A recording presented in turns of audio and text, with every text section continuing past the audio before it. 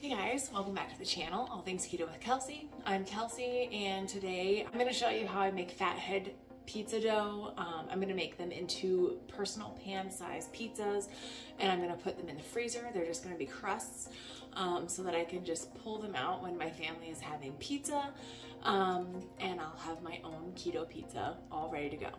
So the recipe that I like to use is from Low Carb Maven. I will link her recipe in the description, and I will also make notes on what I changed about it. For her recipe, it takes mozzarella cheese, almond flour, cream cheese, eggs, and then she has an option to use oat fiber, but I just use additional almond flour. So you're gonna need a glass bowl to make this because you're gonna cook it down in the microwave, or you can melt it over the stove. Never use the stove, I just always use the microwave. First thing I'm going to do is I'm going to measure out 3 cups of mozzarella cheese into my glass bowl. And I am doubling the recipe, so the original recipe calls for 1.5 cups of cheese.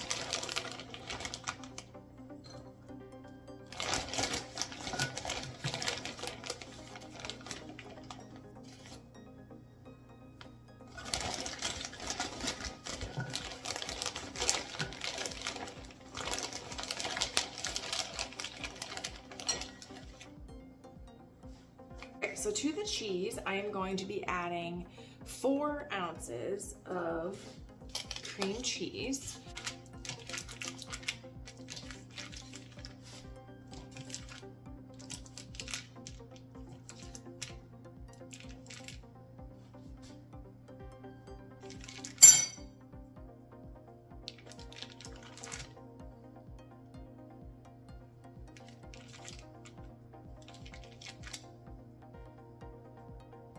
So we're gonna take our mozzarella cheese and our cream cheese, and we're gonna microwave it until it is pretty melted. And this is where we're at after about 1.5 minutes. So you can tell the cream cheese is softening, and around the edges it's starting to melt a little bit, but we're probably gonna need at least another 1.5 minutes.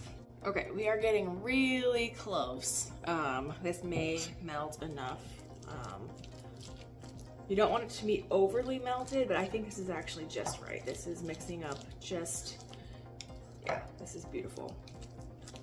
Most of the chunks are melted. It's looking perfect.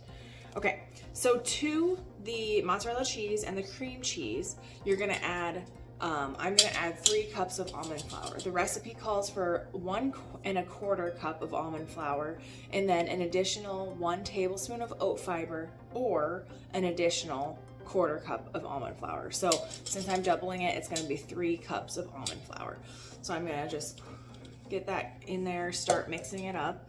And I like to use a spatula like this, a rubber scraper, to just kind of incorporate the almond flour into the cheese mixture. It's pretty good.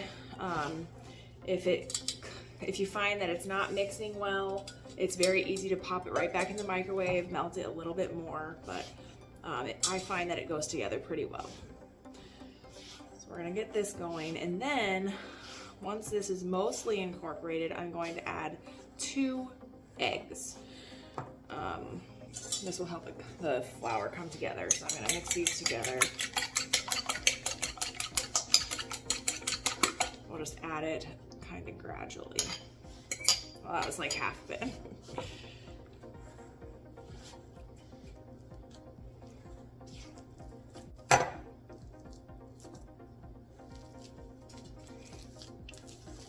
Now, I will say a single batch does mix up easier than a double batch, but I like to prep a whole bunch at a time, so I just do this all at once.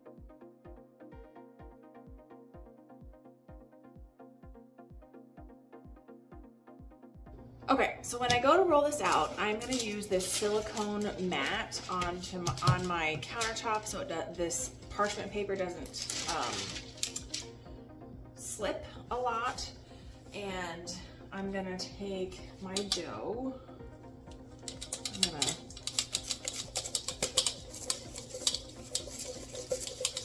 try to get it into a more uniform ball. And then I'm gonna split it into 6 sections.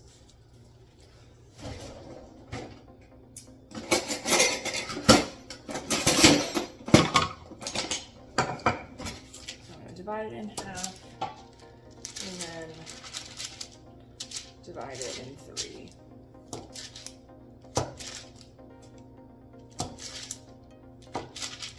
Okay. I'm going to roll out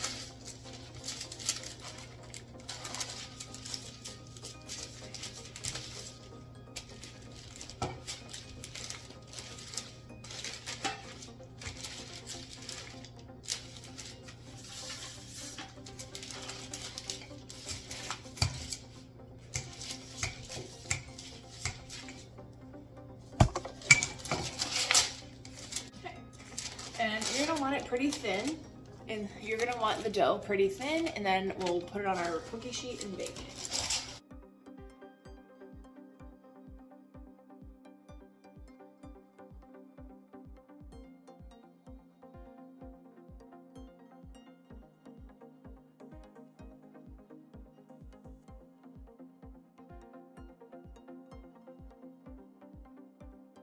So all of my dough has been rolled out. I have 4 of them on cookie sheets already, ready to go in the oven.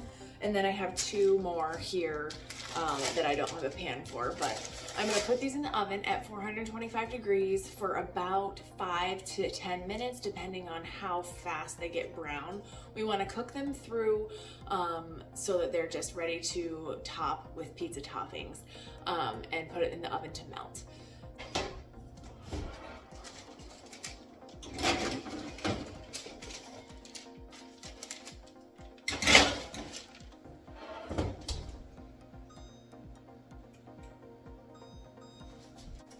So this is looking really good on top, and I'm going to put it in a little bit longer on the bottom. This needs some more. Probably 2 more minutes and we'll check it.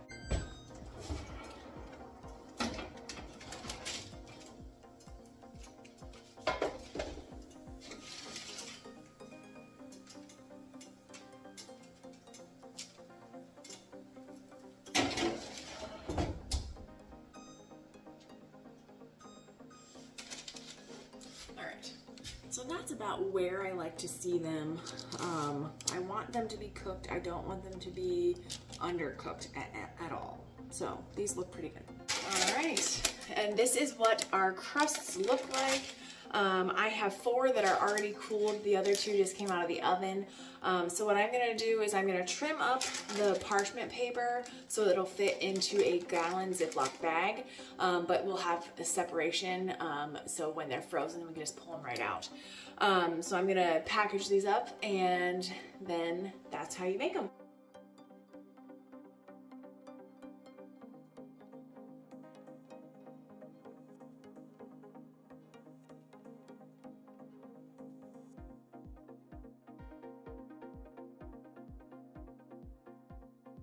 I hope that you have enjoyed this video. I hope this gave you a good idea of how you can make pizza, keto-friendly pizza, readily available to you whenever your family feels like having a pizza night. Each one of these crusts is 2 servings of Fathead pizza dough, which I would typically have 2 slices at least of the Fathead pizza dough when we make it. This is a perfect portion for me when I make my personal pan pizza at home.